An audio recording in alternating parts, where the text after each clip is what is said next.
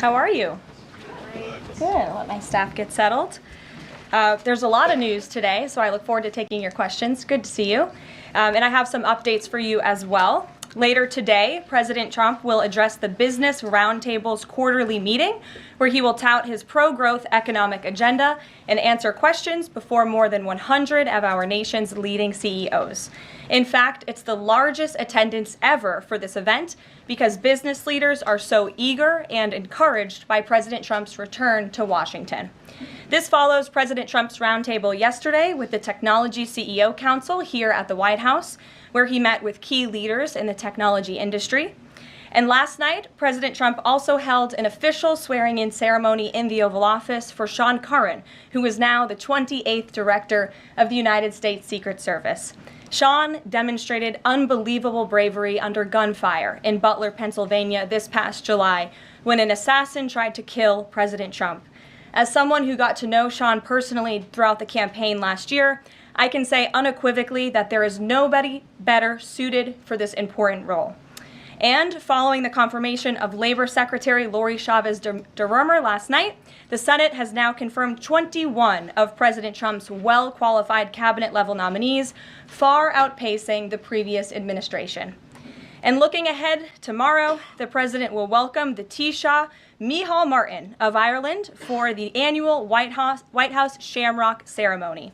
And Thursday, President Trump will welcome the NATO Secretary General for a working meeting and lunch. On the economy, February's jobs report was good news for America, particularly our manufacturing sector.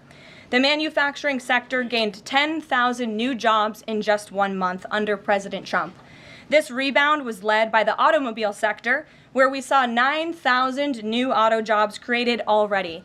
That is the most auto jobs added to the economy in 15 months. This was a complete turnaround from the Biden administration, where we were losing an average of 9,000 manufacturing jobs per month last year. Reuters is out with a report that a number of companies are now looking at expanding their presence or bringing their businesses into America because of President Trump's policies. And just moments ago, before coming out here, I saw another report by Reuters revealing that Merck has opened a $1 billion facility at its North Carolina site. This is just the latest pharmaceutical company to boost its U.S. manufacturing in lieu of President Trump's tariffs. This announcement follows Eli Lilly's plans to invest at least $27 billion to build 4 new manufacturing plants here in the United States. And Pfizer has also said it's considering moving their manufacturing overseas right here to the United States of America. As the president has said over and over again, when we purchase products made in the USA, the profits stay here, the revenue stays here, and most importantly, the jobs stay here.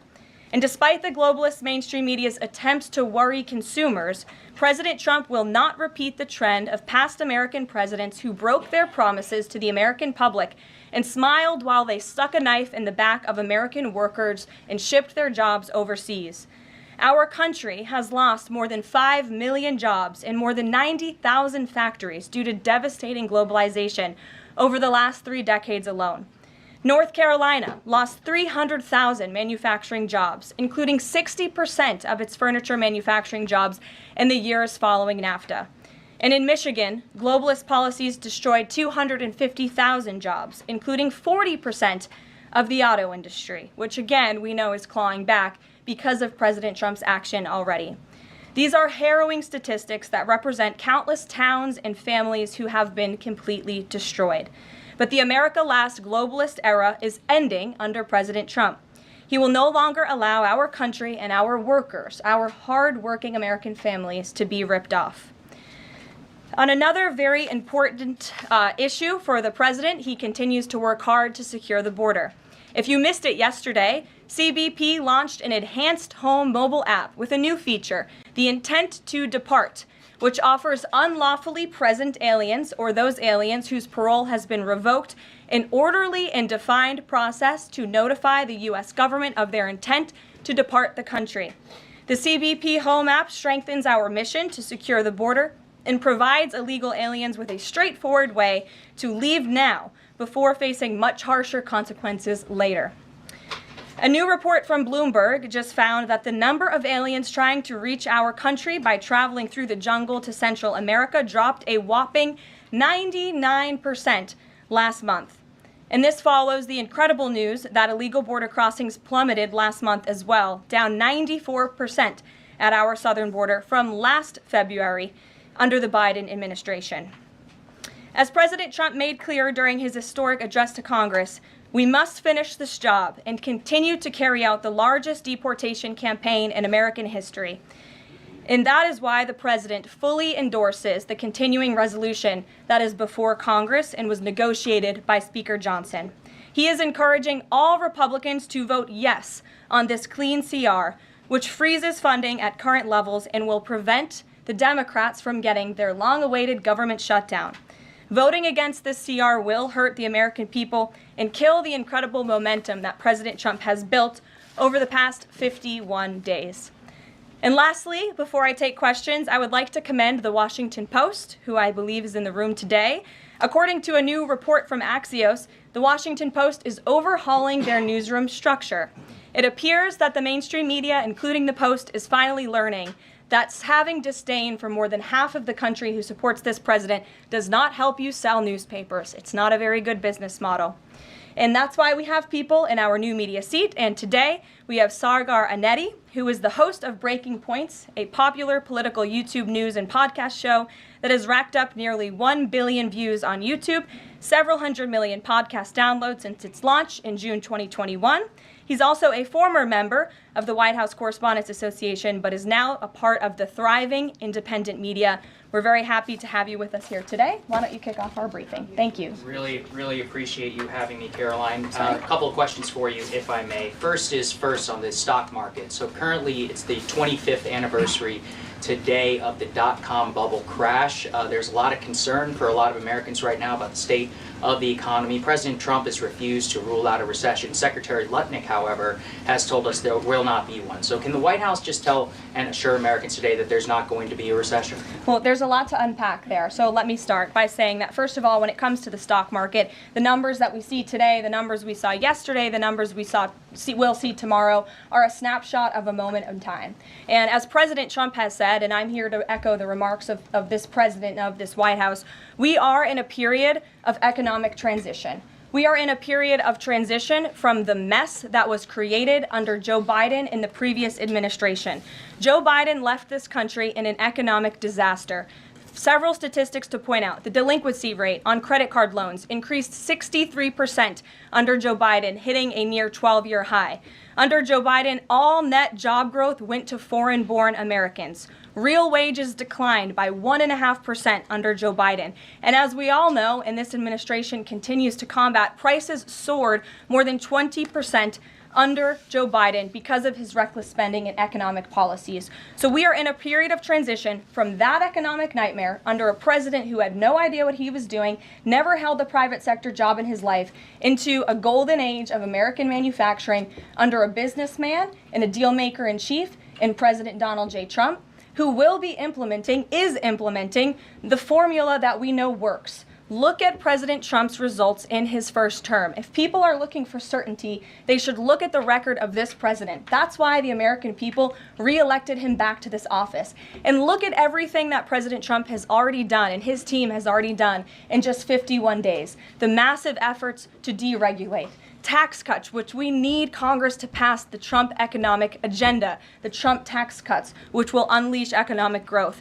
And the president also addressed this directly, I will point out as well, when you look at what he said on Air Force One. And he said he wants the American people to have so much money in their pockets they don't even know what to do with it. That's the intent of this administration, and we're working very hard every day on that goal. Second question on the CR. So President Trump came out today in a primary challenge against Congressman Thomas Massie. Congressman Massie's been a supporter of DOGE. He's been a supporter of Make America Healthy Again. What kind of message is this White House sending against a congressman who's sticking up for principles that he's long held in the chamber and voting against continuing resolution and spending? I think the president has made it very clear that he believes it's critical for conservatives and Republicans and frankly all members of Congress to get behind this continuing resolution to keep the government funded. The president wants to continue the momentum that he has built over the last 51 days. In order to keep the government funded, we got to keep moving with these deportations, and he believes that everybody needs to get on board with this bill. He's been active in this process. He's been making calls to get this over the finish line, and we're urging every Republican and Democrats too to do what's right for the American public to prevent a government shutdown. Just the last question here on Mahmoud Khalil. Does the administration believe that it needs to charge a green card holder with a crime to be eligible for deportation? Well, in fact, Secretary Rubio reserves the right to revoke the visa of Mahmoud Khalil, and I'm glad you brought this up. Under the Immigration and Nationality Act, the Secretary of State has the right to revoke a green card or a visa for individuals who serve or are adversarial to the foreign policy and national security interests of the United States of America. And Mahmoud Khalil was an individual who was given the privilege of coming to this country to study at one of our nation's finest universities and colleges. And he took advantage of that opportunity, of that privilege, by siding with terrorists, Hamas terrorists who have killed innocent men, women, and children. This is an individual who organized group protests that not only disrupted college campus classes and harassed Jewish American students and made them feel unsafe on their own college campus, but also distributed pro-Hamas propaganda, flyers with the logo of Hamas. That is what the behavior and activity that this individual engaged in. And I have those flyers on my desk. They were provided to me by the Department of Homeland Security. I thought about bringing them into this briefing room to share with all of you, but I didn't think it was worth the dignity of this room to bring that pro-Hamas propaganda. But that's what this individual distributed on the campus of Columbia University. And this administration is not going to tolerate individuals having the privilege of studying in our country and then siding with pro-terrorist organizations that have killed Americans. We have a zero-tolerance policy for siding with terrorists, period. Peter Ducey. Thank you, Caroline. So you said that the Dow dropping and dropping and dropping is a period of transition. You're sure nobody here at the White House shorted the Dow? No, I don't think so. Okay. But is there any concern here that it's going to be harder to ask certain federal workers to retire if they look at their retirement accounts and they're getting robbed every day? Well, I'm glad you brought up workers, because that's exactly who President Trump is looking out for with his America First trade policy and his America First economic agenda. And if you look at, there's great indication to be optimistic about where the economy stands. And the American people, investors, CEOs, small business owners, but most importantly workers, should bet on President Trump, because his tariff policies, what he envisions is reciprocity, fair trade practices where American workers are put first and are no longer ripped off by foreign countries all over this world. President Trump says he's going to buy a Tesla today. Did he buy it? And when is the last time he drove a car? That's a very good question. I have heard the president remark that he misses being able to drive, that luxury of driving his own vehicle, although the beast is nice, but he is going to be viewing a Tesla that is making its way to the White House complex now, I can confirm. Perhaps the press pool today will have an opportunity to witness this very exciting moment later this afternoon, but Tesla is on its way here now, and we'll see if the president likes it when he checks it out. So they're bringing him a Tesla to look at, and if he likes it, he's just going to buy it. You know, he's intent on, he's definitely going to buy one, but he'll take a look at it when it gets here later this afternoon. Full retail? Yes, full market price. Kelly. Can we talk about Canada? What is the status of President Trump having a conversation with Mark Carney? Mm-hmm. We have seen the president use the term governor to refer to Justin Trudeau. Will that moniker also go to Mr. Carney going forward? And is the decision to increase the tariffs, is that based on a specific economic metric that he looked at? Is it impulse? How would you describe his reaction to candidates? The president has not yet spoken to Mr. Carney, not since I checked, which was just moments ago. But certainly his phone is always open to leaders who wish to speak with him. As for the tariffs, the president made his position on this quite clear with the statement that he put out. And it was a retaliatory statement due to the escalation of rhetoric that we've seen out of Ontario, Canada. The president saw the Premier, Doug Ford, make an egregious and insulting comment threatening to shut down electricity for the American people, for hardworking American families.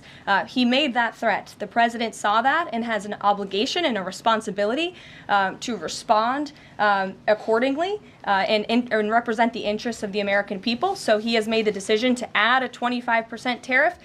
So now steel and aluminum tariffs will come into effect tomorrow at the rate of 50%.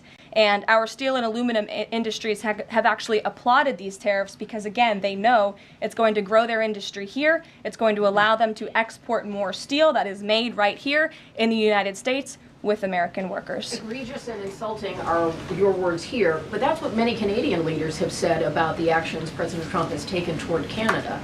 And what do you think the timeline is for speaking to Mr. Carney? Because normally a sitting president speaks to a close ally very quickly when there's new leadership.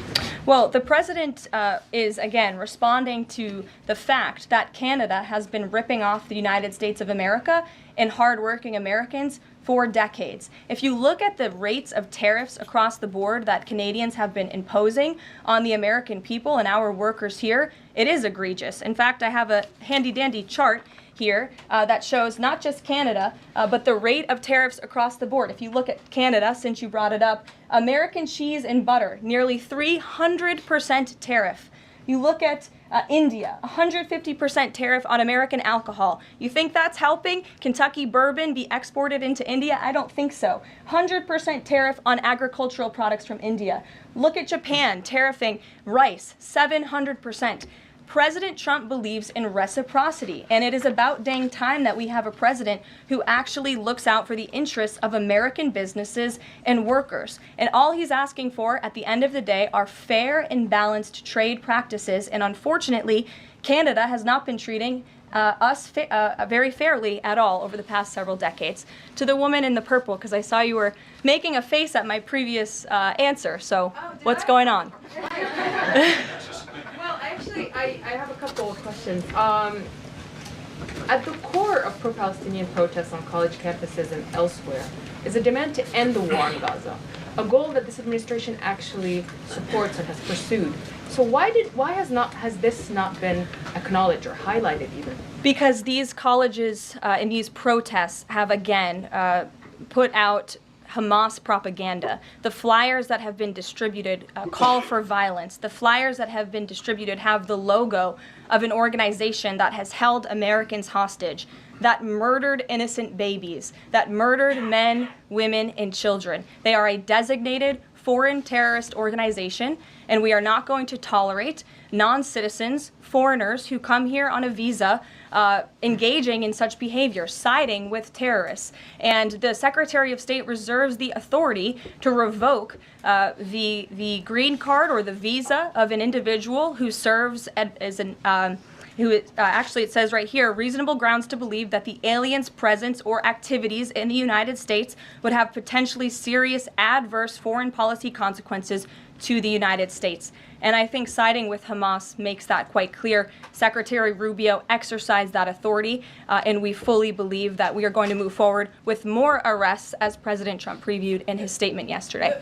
Ed. Yeah, thanks. Go ahead. So are there conversations between the administration and the Canadians going on over this tariff? Because the Ontario Premier says the next step is to cut off electricity to the U.S. And the president put out a statement after seeing those comments and said that it would be there would be grave consequences imposed on Canada if they think about shutting off electricity for the United States of America and our citizens. And the president is also determined to ensure that we are depending on American electricity, not the electricity production of foreign nations, including our allies in Canada. As for conversations, there is continued correspondence between the president's team, particularly Secretary Lutnick and the Canadians as well. And in the market reaction, how do you sell to the American people then after they're looking at what's happening in the markets this week and say that the tariff policy long term is something good? Well, just think about what the tariff policy long-term will do for our country. I think many of us probably grew up in small towns. I know at least I did, and the main street in my small town looks a heck of a lot worse than it probably did decades ago before I was alive. At least my parents and grandparents tell me so. And I know many Americans feel that same way. What the president envisions for this country is for the United States of America to be a manufacturing superpower, where there are American factories and businesses owned by Americans, producing goods that we are exporting to the rest of the world. Those revenues will stay here. It will increase wages for people here in our great country. It will ensure our national security, and it will boost the morale of the American people to have thriving industries again. Think about Detroit, Michigan. Think about North Carolina, as I mentioned, that used to have a thriving furniture industry that no longer exists because of the globalist trade policies of previous and past administrations. And the American people gave the president a tremendous opportunity to restore American greatness and restore our manufacturing dominance, and he's intent on doing just that. John. Thanks, Caroline. Two questions for you. First, on the CR, you put up on the screen the president's message to Republicans to support this continuing resolution. Is there outreach to Democrats? Because what we've seen since the beginning of the fiscal year is that in order to get a continuing resolution, you need bipartisan support and you need compromise. Well, right now, we are focused on House Republicans and on the House, because that's the first step, as you know, John. And so the president has engaged in correspondence with House Republicans, whipping votes and getting them to a yes, which I understand has been pretty successful this morning thus far. And so, again, the president is encouraging Republicans especially, but again, as I said, all members of Congress to vote to continue funding this government so we can continue the business of the American people, which elected President Trump to do. And then on financial markets, we've seen this decline yesterday, we see it today as well. It seems that the read on the president's policies is one in which they do not have confidence in his trade tariffs policy. They do not have confidence in what the president said to Fox News over the weekend, that he didn't rule out the idea of a recession. What is your read in terms of the decline that we've seen over the last week and a half in financial markets? Well, I think there's actually a lot of reason to be confident, and many people do feel confident. Just look at the nearly $2 trillion in private investment that this president has secured. Look at the comments made by the CEO of Apple, one of the biggest companies in this world, who said that he is bullish on the future of American innovation under the leadership of President Trump. Look at CEO confidence. According to the Conference Board measure of CEO confidence, in Q1 2025, under the leadership of this president, it jumped to its highest level in 3 years, from cautious optimism to confident optimism. If you, again, look at the $2 trillion in investments from some of the biggest companies in the world, look at the jobs report last Friday, as I also cited in my opening remarks.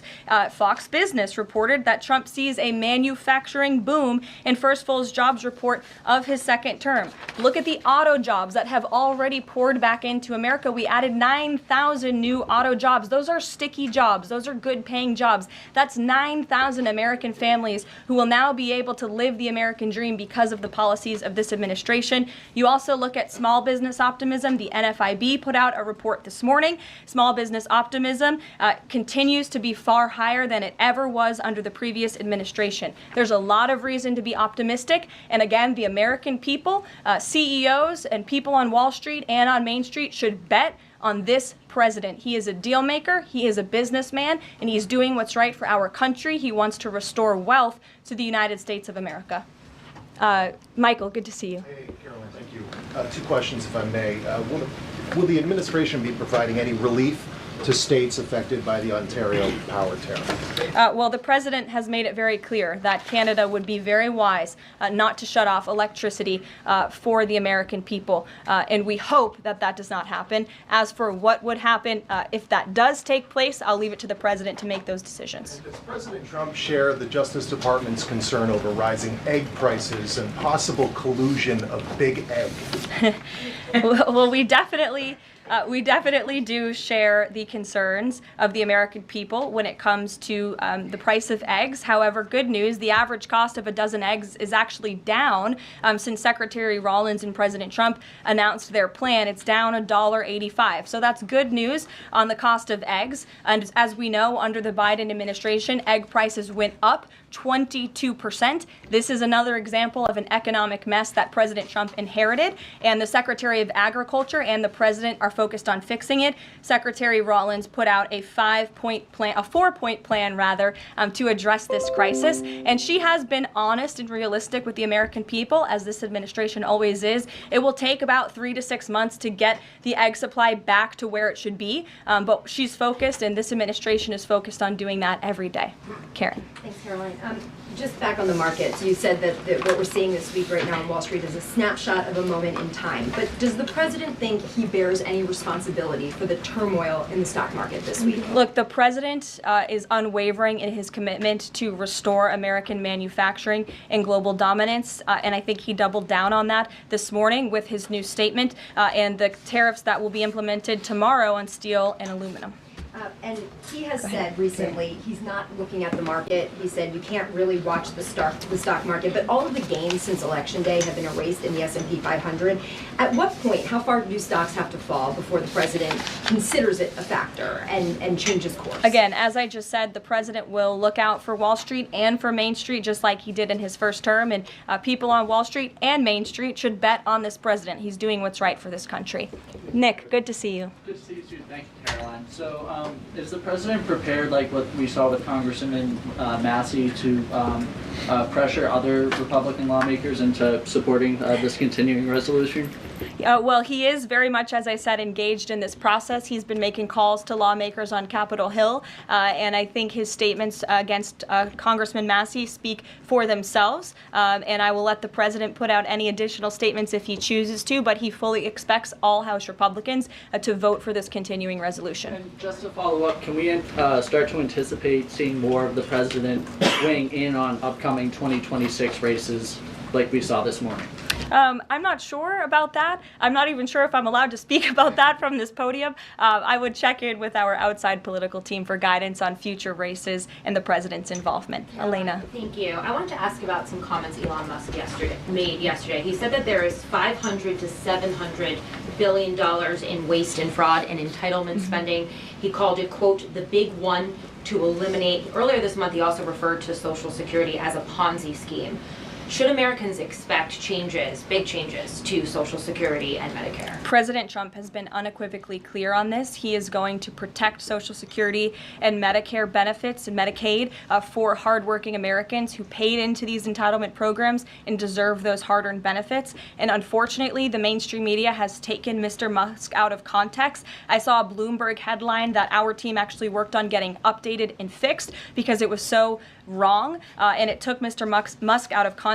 What he was specifically referring to cutting was the waste and the fraud and abuse that does exist in these programs. According to an IG report from the Social Security Administration, there's more than $70 billion of fraud in the Social Security program alone that we know of. And so the president will continue to protect these programs for hard-working Americans, and actually cutting the waste, fraud, and abuse out of these programs will protect it for hardworking Americans. Okay, respectfully, he said around $500 to $700 billion. There was no evidence to claim that, and also if that is the case, that would represent more than a third of what Social Security paid out last year, maybe 20% of Social Security and Medicare. Again, if you read his full quote, he said, "We think," so it's an estimate based on what he's seen. He's not saying definitively, he's saying that's what DOGE suspects and thinks. And that's exactly why DOGE was created, to ensure that we are investigating the fraudulent spending, the wasteful abuse across our federal government. And I would remind everybody in this room that 77% of the American people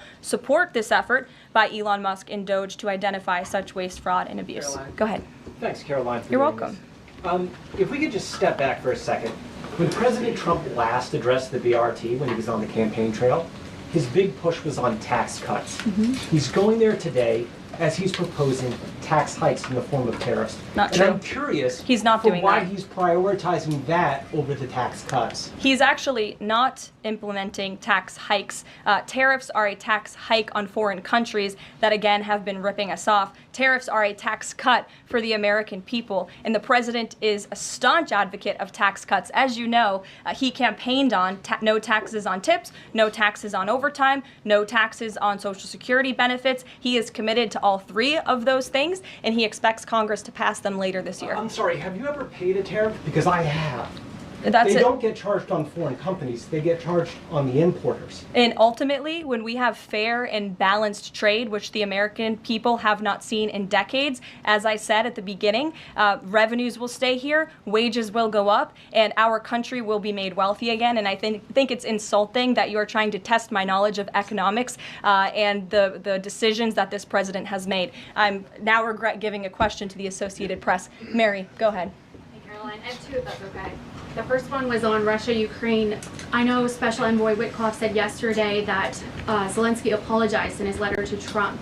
Can you share any more about that letter and what else might be interesting from it that we don't know? Yes, the president did reference that letter, as you're saying, in his joint address to Congress. And I do have an update. As you know, Secretary of State Rubio and our National Security Advisor Mike Waltz have been negotiating with the Ukrainians today in Saudi. They will be providing a full readout of that meeting very soon. But I can assure you and everybody here and the American people that the news we've received from that meeting throughout the day and the president has been briefed on is positive. This meeting has been productive. I will let Secretary of State Rubio and our National Security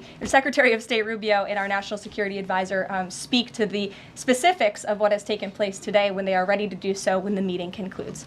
Lindsay, go ahead. Referring to Mahmoud Khalil, the president has said this is the first of many arrests like this. Does the administration have a rough estimate of how many arrests you're planning to make similar? I don't have an estimate. I do know that DHS, based on very good intel that they have gathered at the direction of the president's executive order, which made it very clear to the Department of Homeland Security that engaging, as I said, in anti-American, anti-Semitic, pro-Hamas protests will not be tolerated. So since the president signed that executive order and since Secretary of Known has taken the oath at DHS, they have been using intelligence to identify individuals on our nation's colleges and universities, on our college campuses, who have engaged in such behavior and activity, and especially illegal activity. And so I don't have a readout on how many arrests will come, but I do know that DHS is actively working on it. And I also know that Columbia University has been given the names of other individuals who have engaged in pro-Hamas activity, and they are refusing to help DHS identify those individuals on campus. And as the president said very strongly in his statement yesterday, he is not going to tolerate that, and we expect all America's colleges and universities to comply with this administration's policy. Jasmine. Thank you so much, Carolyn, for the question. On Canada, after all of these threats to increase tariffs or turn off electricity, I wonder, does this administration still consider Canada to be a close ally of the United States? Well, I think Canada is a neighbor. They are a partner. They have always been an ally. Perhaps they are becoming a competitor now. But as the president also laid out in his Truth Social post today, he believes that Canadians would benefit greatly from becoming the 51st state of the United States of America. And I actually looked into some of the research about the cost of living in Canada, and the cost of living is much higher than it is here in the United States of America. The average cost of a home in Canada is much higher.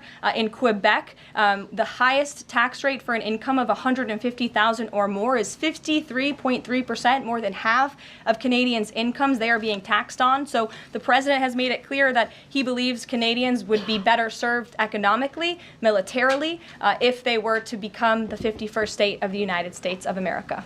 Reagan. Thank you, Caroline. A week ago, Attorney General Bondi said a truckload of Epstein files had been delivered to her office from the SDNY. When can we expect those files to be released to the public? I would defer you to the Department of Justice. I don't have a timeline here. Do you have any update on the JFK files? I don't at this moment. Again, I would defer you to our DNI director, Tulsi Gabbard, and also the Department of Justice. I know that they are working on that diligently, as the president requested them to do. Christian.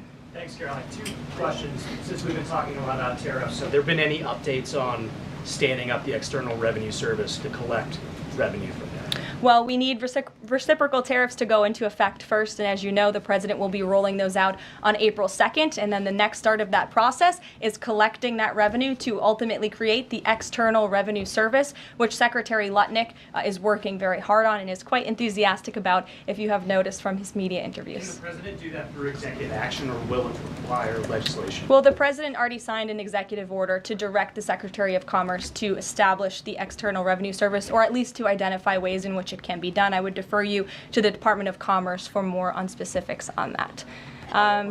Sure, in the back. Thank you very much, Carolina.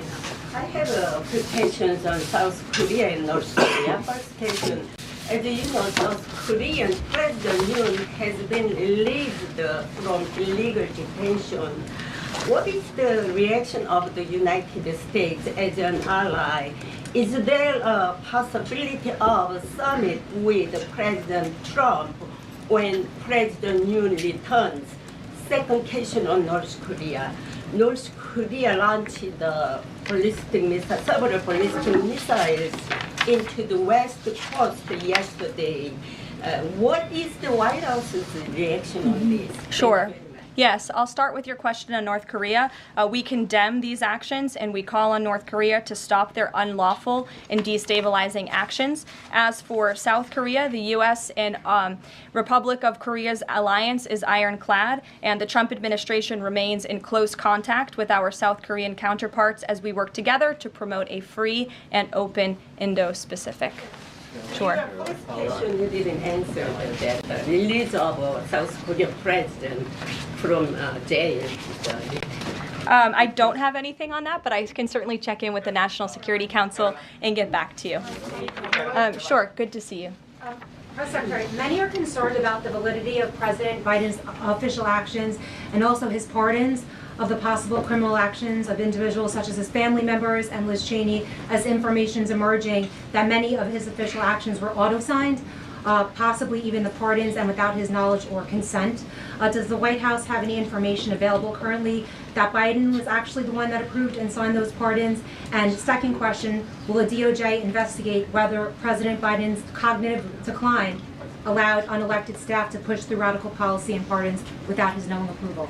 I don't know the answer to that question, but I can check in with our folks here who may know the answer to that question and get back to you. Dasha, go ahead. You did a great job articulating the vision that President Trump has for what he believes his tariffs can do in terms of bringing jobs back to the United States. I asked you last week about how much Americans might need to buckle up for some short-term pain, a conversation that with the President and Treasury Secretary Scott Bessent have had with the people. I'm wondering,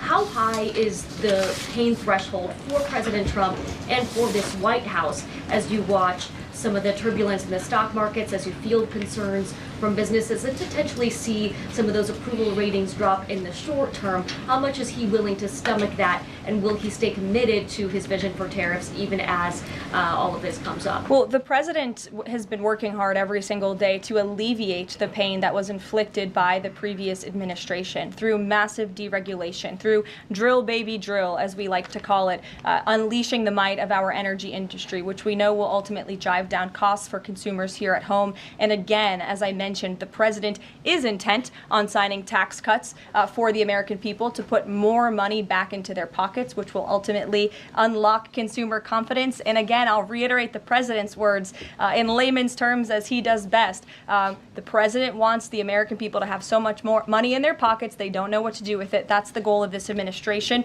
through tariffs, through tax cuts, through deregulation, and through unleashing the potential of our energy industry. I have two more quick notes before I wrap up.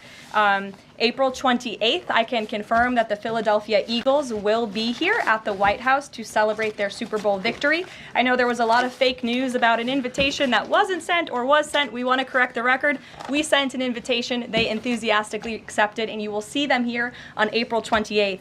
And lastly, on a sad note, I would like to express our condolences to Fox News and to the entire Fox family who did lose a cameraman, Craig Savage, who passed away at 61 years old told recently, a very tragic death, an individual who was a great man and covered this building for many, many years. So the entire press office, the communications office here wants to express our condolences with his family and also with Fox News. And I'll see you guys later. Perhaps you'll see the president in a Tesla later this afternoon. Have a good one.